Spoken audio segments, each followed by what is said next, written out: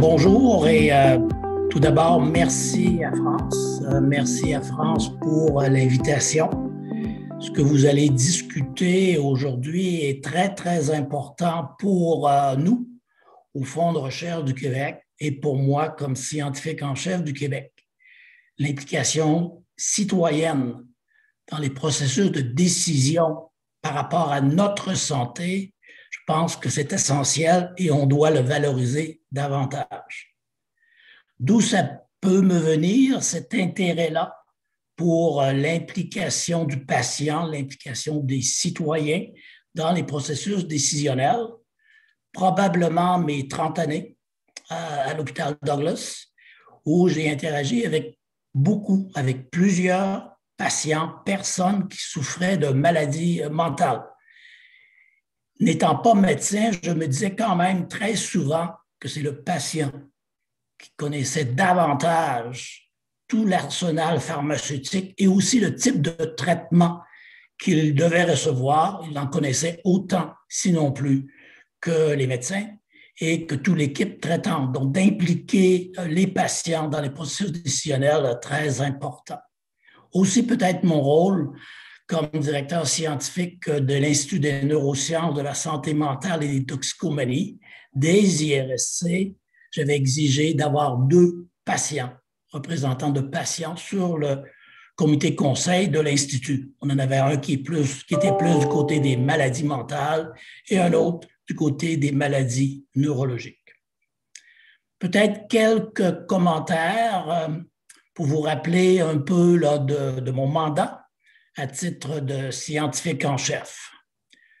Un élément essentiel, bien sûr, un rôle d'aviseur au gouvernement, aux décideurs, pour tout ce qui touche la recherche et la science. Et bien sûr, ça a été très, très présent au cours de la dernière année avec la pandémie COVID.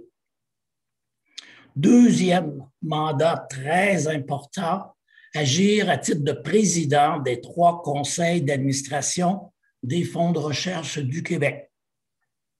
Et sur un des conseils d'administration, on a un patient partenaire, Vincent Dumais, qui est sur le conseil d'administration du Fonds Santé.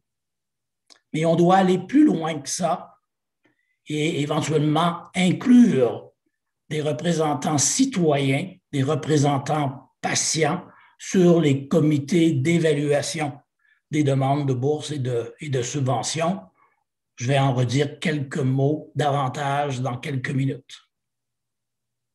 L'autre partie du mandat important du scientifique en chef du Québec, tout ce qui touche l'international et la diplomatie scientifique. Mais peut-être ce qui est le plus près de ce qui se rapproche le plus de vos discussions d'aujourd'hui, c'est ce que j'appelle le volet sciences et société. Dans un premier temps, comment informer davantage nos élus, les députés à l'Assemblée nationale, tout ce qui touche la recherche, la science, les chercheurs, la méthode scientifique. Et on a eu plusieurs petits déjeuners à l'Assemblée nationale au cours des dernières années. Plus récemment, beaucoup d'intérêt des villes. Et depuis une année, on a aussi le même genre d'activité avec les élus de la ville de Montréal. Deuxième grand volet, sciences et société, le public, nos concitoyens. Comment amener nos concitoyens à s'intéresser davantage à la recherche, à la science.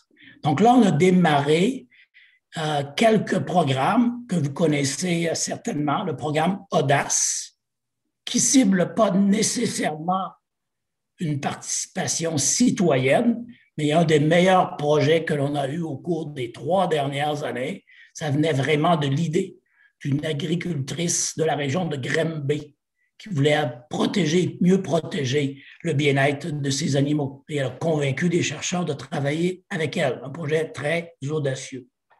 Aussi, le programme Dialogue, c'est d'amener nos chercheurs, nos étudiants-chercheurs à participer davantage à des activités citoyennes, à parler de la recherche, à parler de leur science à leurs concitoyens. Et finalement, le petit dernier, mais peut-être un des plus importants par rapport à ce que vous allez discuter aujourd'hui, le programme Engagement, où là, on vise vraiment la science participative, on vise la co-création de projets de recherche entre citoyens, citoyennes et les chercheurs. Donc, on va certainement améliorer le programme au cours des années à venir, mais c'est un programme très important. Donc, pour nous, citoyens, patients, partenaires, ça fait partie de notre langage et on veut aller plus loin. Et certainement que le programme de l'Université Laval en santé durable avec Pulsar est un modèle en ce sens. Et certaines activités peut-être plus récentes, la toute première, pendant la pandémie, la création du réseau de recherche COVID et autres pandémies. Et ce qui est unique ici, à ce réseau-là, par rapport aux autres réseaux du Fonds de recherche santé, c'est qu'il y a 3 directeurs de ce réseau et un des directeurs est un patient. Donc, j'ai mentionné Vincent Dumais. Donc, Vincent Dumais est un des 3 co-directeurs du réseau pandémie COVID.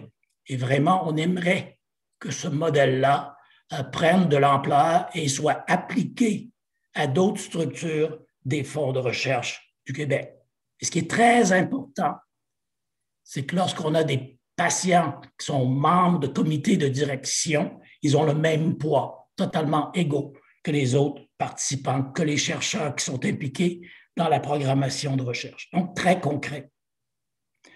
Autre secteur, autre domaine très important sur lequel on travaille depuis plusieurs années, c'est tout ce qui touche à l'accès aux données. Donc, ça reste toujours un peu compliqué ici au Québec, tout ce qui est accès aux données, en particulier l'accès aux données dans le domaine de la santé. Et vous allez certainement en discuter. Et on travaille de plus en plus avec des groupes de patients. Donc, on travaille étroitement maintenant avec l'Association Santé publique du Québec, dirigée par Thomas Bastien, pour vraiment que le patient soit au centre des processus de décision. C'est lui, c'est elle qui est le mieux à même de savoir, oui, mes données de santé, je veux les rendre disponibles ou non pour les chercheurs, pour l'organisation des soins et services de santé. Donc, encore une fois, de mettre le citoyen, la citoyenne au centre du processus décisionnel. Troisième grand volet qu'on est à développer, c'est encore tôt dans le processus, mais qu'on est à développer, c'est le rôle des citoyens dans tout ce qui touche les grands objectifs de développement durable. Bien sûr, tout ça a commencé très haut aux Nations Unies. Plusieurs pays se sont impliqués, des régions, des provinces, mais notre biais, c'est que pour arriver à atteindre les objectifs de développement durable, par exemple sur les changements climatiques ou dans le secteur de la santé, il faut que le citoyen, encore une fois, soit très impliqué. Ça veut dire quoi pour moi, dans ma ruelle, les changements climatiques? Ça veut dire quoi pour moi, la santé durable? Donc, quelque chose de très concret. Et si on va avec un partenaire très fort avec nos concitoyens, possiblement qu'on va pouvoir atteindre les objectifs de développement durable qui sont quand même très ambitieux. Prochaine étape, pour vous, pour nous, la stratégie québécoise de recherche et innovation. On commence à travailler sur la prochaine stratégie pour les 5 prochaines années et il va y avoir des consultations publiques. Donc, on espère que le citoyen va s'engager dans les discussions pour la prochaine stratégie québécoise de recherche et innovation. La même chose pour la prochaine stratégie sur les sciences de la vie. Et plus près de nous, au Fonds de recherche du Québec, nos plans stratégiques aussi. En 2021, on va travailler sur nos nouveaux plans stratégiques et il va y avoir des consultations publiques, des consultations citoyennes.